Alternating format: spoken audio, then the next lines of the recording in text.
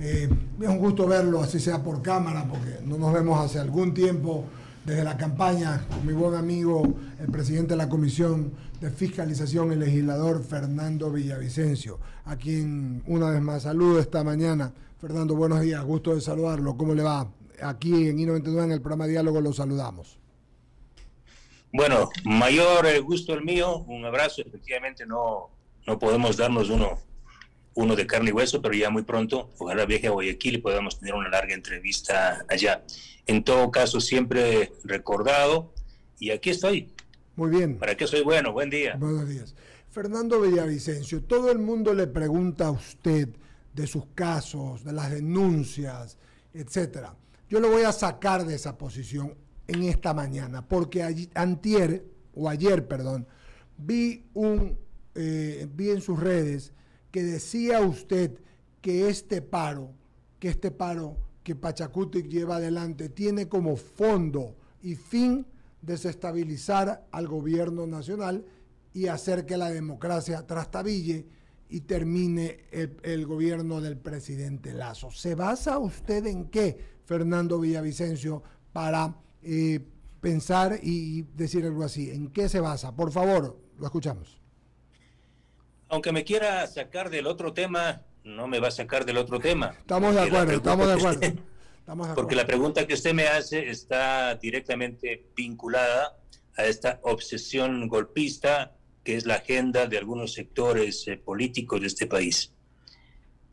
Prácticamente a día siguiente de posesionado Guillermo Lasso tras el fallido acuerdo con el Partido Social Cristiano y UNES, sensatamente, digo momento sensato del presidente Guillermo Lasso, horas después de fracasado este pacto que le permitió asumir la presidencia de la Asamblea, Guadalupe Llori, en un acuerdo con los otros sectores de Izquierda Democrática, Pachakutik e independientes, ya estos marginados políticos, excluidos políticos, empezaron estas tareas conspirativas en contra de un régimen que intenta de una u otra forma reactivar la economía, producto de esta terrible época de pandemia, de la propia crisis natural de la economía ecuatoriana. Y en la Asamblea, estos grupos políticos han intentado durante casi un año, y lo acaban de lograr hace pocas semanas, dar la vuelta al mando y tomar el control del Parlamento Nacional al sacar a Guadalupe Llori a través de mecanismos inconstitucionales e ilegales. Será muy difícil para ellos conseguir 92 votos para completar su agenda conspirativa, que es remover al presidente Guillermo Lasso. Y de alguna manera ahora van a mixturar las estrategias, una estrategia golpista al interior del Parlamento y también regando gasolina en las calles. Yo me sumo y siempre estaré del lado de la gente buena, de la gente de bien, de la gente que va a un hospital y no encuentra medicinas, que encuentra malos tratos, de la gente que va al sector eléctrico y encuentra que las tarifas suben, es decir, de los ciudadanos ecuatorianos maltratados por la crisis e incluso por este propio gobierno de Guillermo Lasso. Pero una cosa es levantar una agenda de reivindicaciones necesarias de la sociedad civil, de la gente, de las organizaciones, como los reclamos de los productores, pequeños productores bananeros de la costa, como los reclamos de los afiliados del Seguro Social, correcto, como todos los reclamos posibles. Pero otra muy diferente es aprovecharse de esta movilización para que estructuras delictivas del más alto nivel, como narcotraficantes, líderes de estructuras criminales de corrupción que manejaron el sistema hospitalario, la seguridad social, es decir, esta plaga corrupta del país, hoy pretenda aprovecharse de esta movilización nuevamente, una legítima movilización de las bases del movimiento indígena y los movimientos sociales para generar el caos. Aquellas expresiones violentas y tremendistas de líderes del movimiento indígena y otros no pueden ser más claras y explícitas, es decir, estarían buscando tumbar al presidente Lasso, y otros incluso, uno de los mecanismos, y está clarísimo, un líder de la Corunari, al señalar que hay que dejarle sin una gota de petróleo al presidente Lasso, como si de esa forma le afectaran al presidente Lasso. No, señor, nos afectan a todos. Afectan al Ecuador, pues. Así es. Fernando Villavicencio, qué grave. Cuando yo vi eso ayer, viniendo de usted, que es un hombre que tiene legitimidad y que tiene esto que no es tan fácil, que tiene credibilidad en la gente, yo de verdad me preocupé. Yo lo había visto así, pero ya cuando usted lo dice, me pongo, y cita usted una realidad, lo que pasó con la presidenta de la Asamblea, con la expresidenta, la señora Yori. Ahora van tras Yesenia Guamaní. Irán también tras el presidente de la Comisión de Fiscalización para cambiar las comisiones, con la suya comenzando para los demás, los que están en la Asamblea. Ellos apuntarán a todo aquel funcionario público, aquel dirigente, aquel asambleísta, en este caso del Parlamento, que se oponga a sus intenciones. Guadalupe Llori era un obstáculo, más allá de que haya conducido bien o mal, de su capacidad o no para leer bien, para no leer, para armar un buen discurso. Más allá de todos esos problemas que son evidentes, el objetivo era sacar a Llori para tomar el control de la Asamblea. Ahora quieren otro puesto en el CAL y apuntan a sacar a la segunda vicepresidenta, Yesenia Guamaní, para poner a su gente en el Consejo de Administración Legislativa, tener la mayoría. El siguiente paso va a ser sacar a Saquicela. Me da una enorme pena decirlo, sí, pero el asambleísta Virgilio Saquicela realmente está tomado, ¿sí? Es un rehén del correísmo. Y si él no cumple la agenda del correísmo, él también será objeto, ¿sí?, de esta estrategia de desestabilización. Ya van a ver lo que pasa en las próximas semanas y en los próximos días. Y obviamente el puesto que más les incomoda es el del presidente de la Comisión de Fiscalización, claro, que no ha dado paso a este plan macabro, desestabilizador, de llegar a un juicio anticipado al Consejo de Participación Ciudadana, no porque sean buenos o malos los que estén ahí. El momento en el que el correísmo perdió la mayoría, ¿sí?, el correísmo y el Partido Social Cristiano, cuando se eligió una nueva mayoría dirigida por el señor Ulloa, quien tampoco es santo de mi devoción. Es decir, el correísmo y el Partido Social Cristiano perdieron esa instancia de poder que les permite controlar todos los poderes.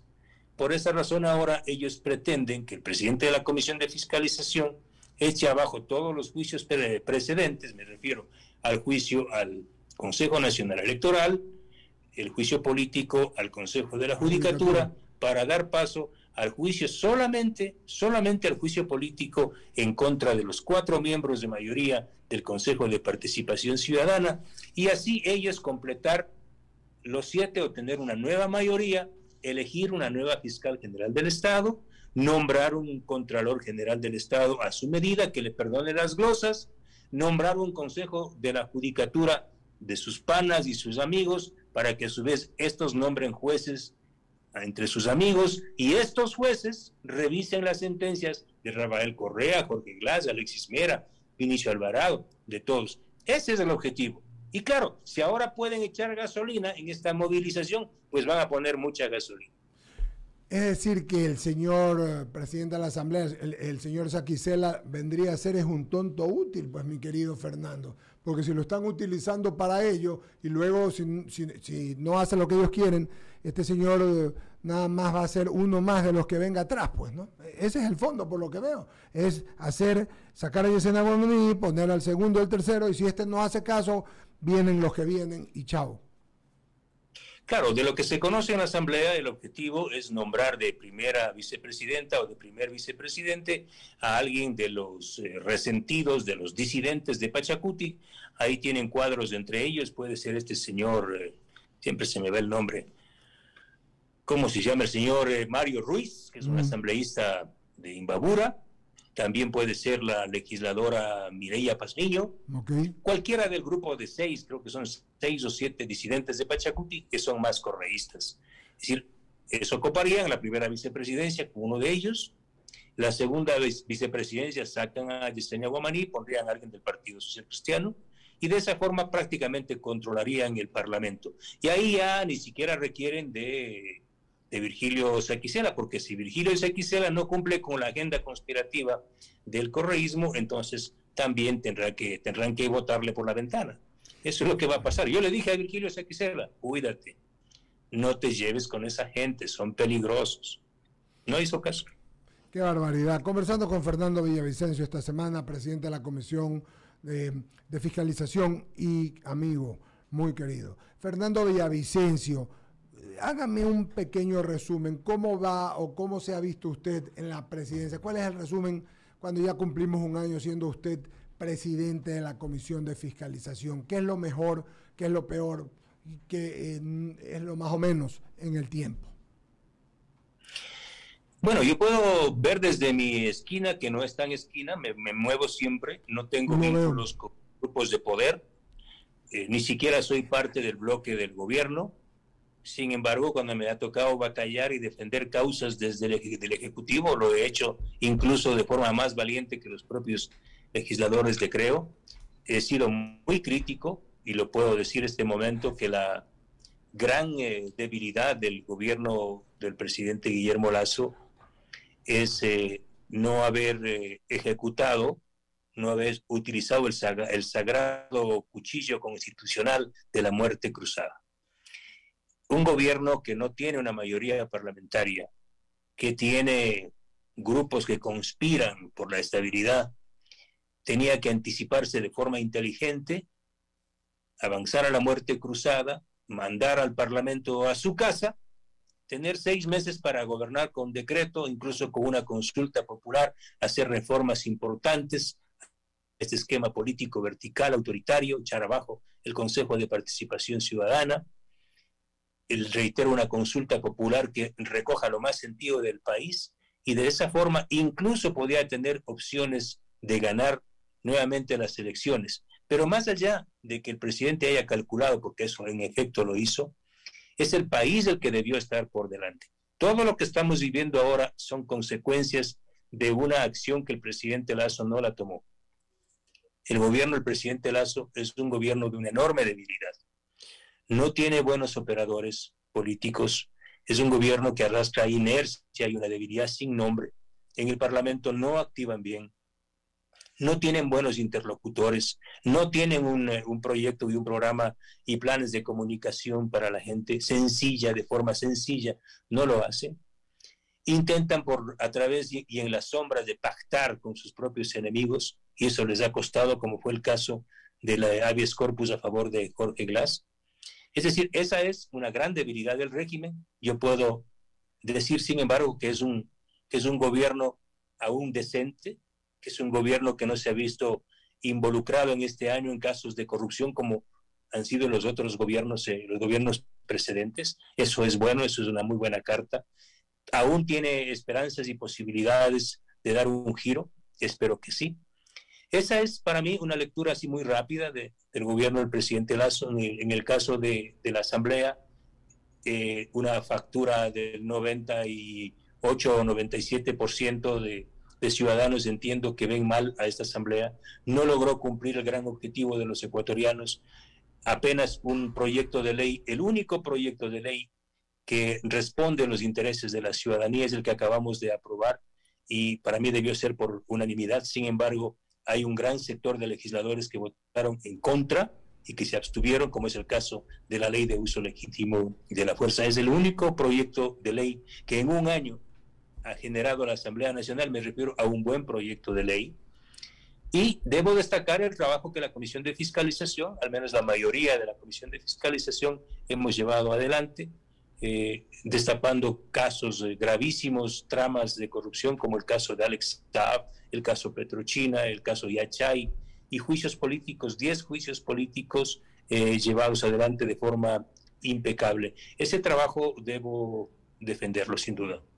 Sí, la verdad es que sí, Fernando. Escuché largamente, y la escuché un par de veces, la entrevista suya con Miguel Rivadeneira en Democracia en Quito, en la Radio Democracia en Quito. Y lo mismo se pregunta mucha gente, porque hubo mucha expectativa desde que anunció usted que iba a venir y que iba a conversar con nosotros el día de hoy, con la franqueza y la fortaleza que lo caracteriza. Y Miguel Rivadeneira le pregunta finalmente si usted no tiene miedo por su integridad, la de su familia, y usted dice que sí tiene miedo, pero que más es la fuerza, a ver si estoy interpretando sus palabras, que lo lleva a decir las cosas y a destapar toda la porquería que tiene que destapar con un fin específico, que es que el Ecuador siga adelante. ¿Es así? Miren, decía Martí que si alguien conoce, más o menos así, el cometimiento de un crimen y guarda silencio, es cómplice de ese crimen. Y esto que es poético es constitucional. Un ciudadano que conoce que le están robando al vecino, un ciudadano que conoce y sabe el nombre del criminal, un ciudadano que conoce que hay una fuga de recursos y guarda silencio, es cómplice de esos crímenes. Toda la información que yo tengo, que lo he compilado desde mi larga época de periodista hasta ahora en el Parlamento Nacional, es información pública. Son las huellas de una tragedia, de un despojo multimillonario. Este país está así postrado ante la pobreza porque ha sido despojado de sus bienes durante décadas, no solamente del correísmo, de muchos actores políticos que llegaron a sentarse en el poder. Y lo que yo debo hacer y puedo hacer es no callar. Ustedes me pagan un salario, un buen salario ahora, para que investigue los casos de corrupción, no para que guarde esa información. Yo le pregunto a usted, ¿usted quiere, ustedes ecuatorianos, guayaquileños, ustedes quieren que yo guarde esta información? ¿Ustedes quieren que yo guarde la información que vincula a un cartel de narcotráfico que está responsabilizado de liderar estos crímenes horrendos en las cárceles? ¿Ustedes quieren que yo guarde esta información que da cuenta que estos criminales pagan sicarios para asesinar a gente inocente en las calles? No. De yo callar sería cómplice de esta barbaridad, de esta atrocidad. Lo que yo he hecho y sigo cumpliendo desde la Asamblea Nacional es atar estos cabos, investigar. Hoy el país sabe, por ejemplo, que este cartel de narcotráfico está vinculado a una estructura criminal que le vendió insumos médicos al Ministerio de Salud y al Seguro Social en época de pandemia con sobreprecio. ¿Usted cree que yo debo callar ahora que la gente va a los hospitales y no encuentra medicina? Y estos sinvergüenzas delincuentes viven como reyes y virreyes en Miami, con mansiones, piscinas y la fiesta del gran derroche. ¿Usted cree y quiere que yo calle? No, señor. Pues no. No, señor. Y tampoco puedo callar cuando en esa piscina de los delincuentes, de los que se robaron la plata de los hospitales y que le vendieron una casa al narcotraficante Norero, cuando en la piscina de Miami se pega un chapuzón, un líder, un asambleísta que gana sueldo pagado por ustedes y que tiene la obligación de defender los intereses de este país y fiscalizar, investigar y hacer leyes. ¿Usted quiere que yo me calle, que me guarde esa foto, que me guarde todas las evidencias de una reunión, de esta fiesta de la panza llena, cuando el fiscalizador Ronnie Aliaga está festejando con whisky del más caro con los que se robaron la plata de los hospitales? Ustedes quieren que yo me calle cuando en esa fiesta también se levantaron brindis por la compra de una mansión de $3 millones en Salinas, una mansión de Ira Papers, de la corrupción de Lenín Moreno, sí señor, del peor gobierno de la historia? ¿Qué perdió la cabeza el legislador Aliaga? ¿No se dio cuenta que estaba festejando con el señor que le había vendido la casa de Salinas construida con la plata corrupta de Sinohidro, de la empresa china que le pagó al amigo de Lenín Moreno, Javier Macías Carmignani? ¿Ustedes quieren que yo me calle eso? No, no, señor. ¿Ustedes quieren que yo me calle que en el edificio Cuo 3 suites conviven amigablemente? 3 personajes que habitan en esas suites conviven amigablemente. Marcela Guiñaga, Daniel Salcedo, el ex gobernador Quiñones, ex asambleísta Quiñones. ¿Podemos callarnos? No son fotos casuales, son fotos que revelan la intimidad, la colusión del poder político con el poder corrupto. Yo no me voy a callar. Y claro que tengo miedo, por supuesto que tengo miedo, porque ellos andan en autos blindados. ¿O quiere que me calle, estimados amigos, que Javier Jordán, este delincuente de cuello blanco, que goza del dinero mal habido en Miami, le presta un vehículo blindado Toyota Sequoia al asambleísta Ronnie Aliaga, un auto blindado para que se movilice en Guayaquil? Yo no me voy a callar, y claro que tengo miedo, pero prefiero hoy, ¿sí?, entender, romper el miedo, acabar con el miedo, recuperar la valentía, pararme en el pleno del Parlamento, pedirle a usted el micrófono para que me escuchen millones de voces y decirles a los ecuatorianos, a los guayaquileños, a la gente buena, empresarios honestos, hombres, mujeres, trabajadores, campesinos, indígenas, que si nosotros hoy, esta generación, no enfrentamos ahora con valentía al crimen organizado, narcotraficantes, delincuentes de cuello blanco, delincuentes políticos, seríamos irresponsables, porque dejaríamos esta tarea a nuestros hijos y a los hijos de nuestros hijos. Y es posible, estimados amigos y amigas, que nuestros hijos ni siquiera puedan vivir ese momento. Ustedes decidan, yo me callo.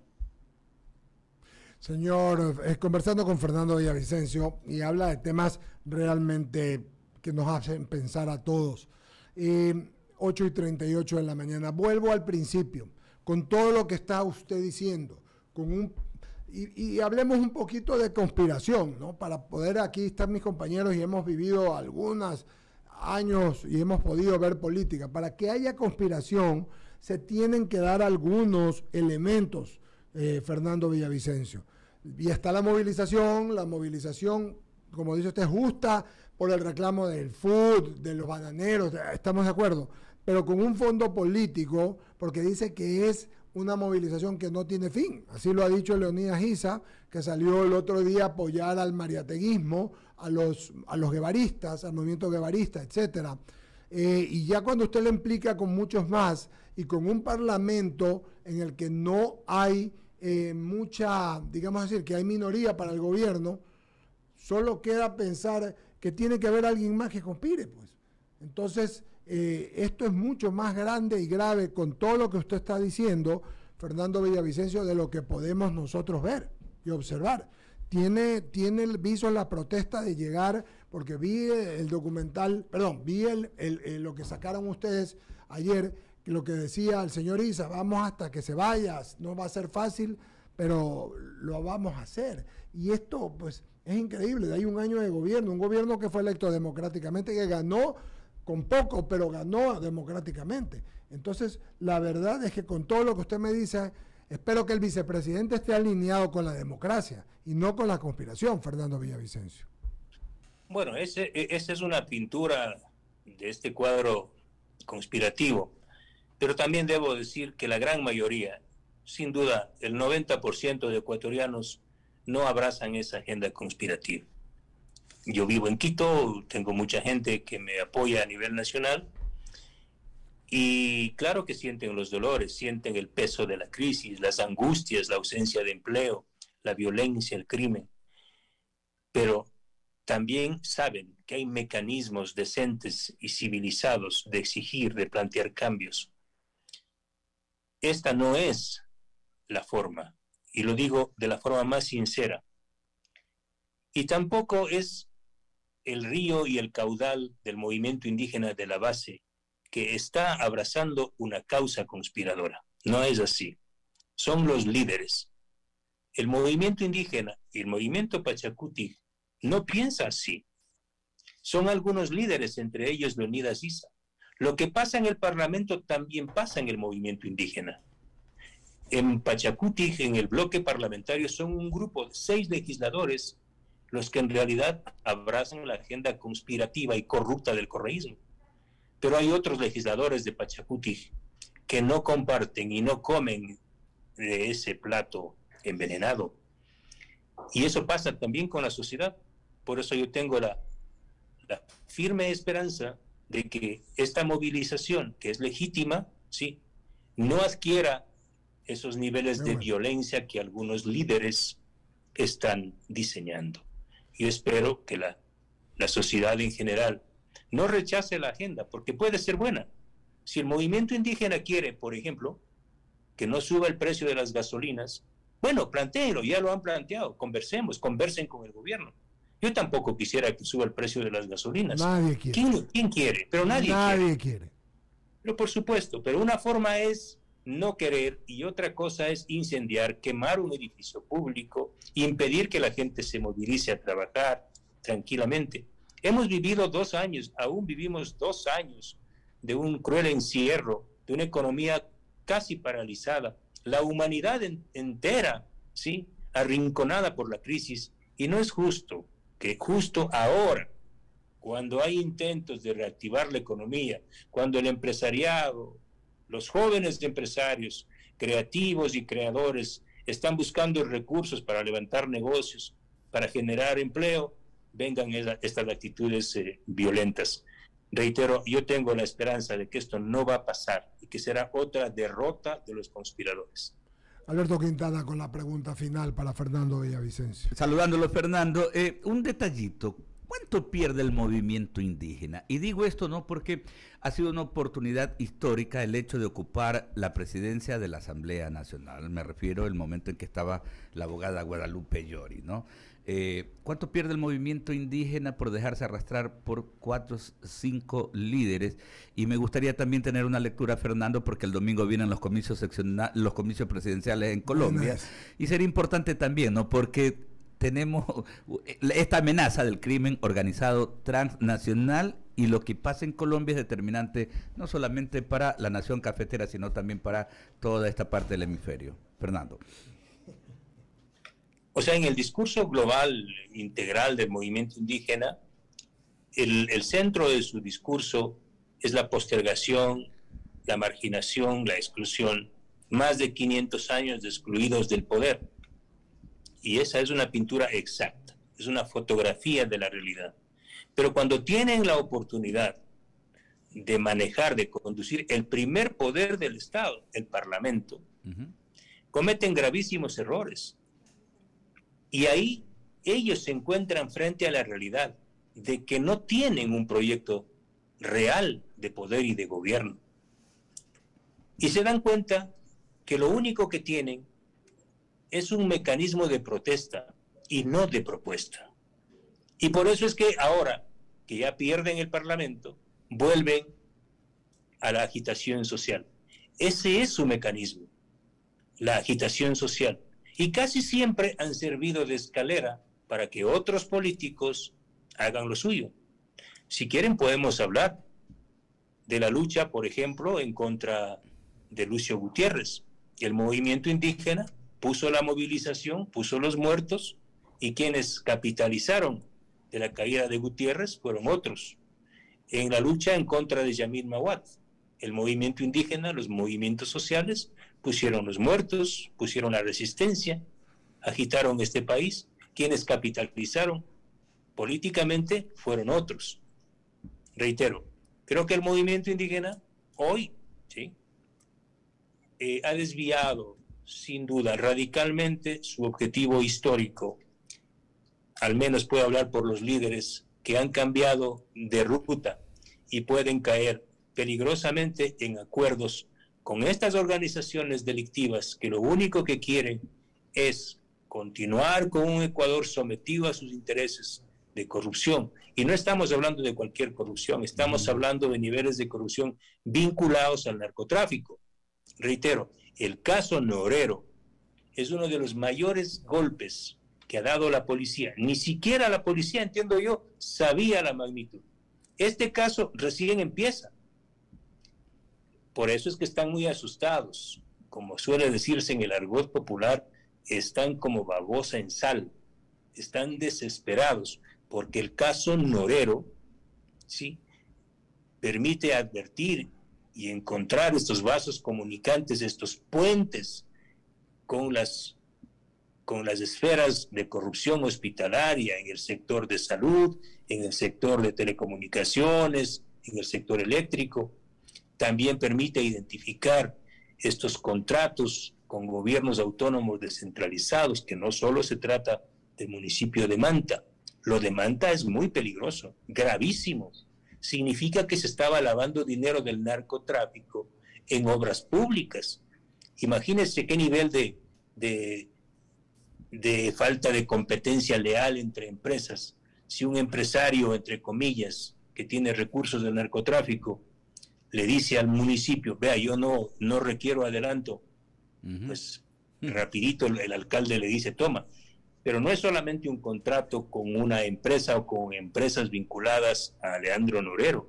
El operador de esas empresas, el señor Daniel Mistele, ¿sí?, era amigo personal y apoyó la campaña del alcalde Intriago y también estuvo apoyando la campaña del movimiento Alianza País. Es decir, aquí tenemos otro espacio, otro elemento a ser investigado, que es el financiamiento de campaña por parte de organizaciones delictivas. Esto recién empieza, reitero.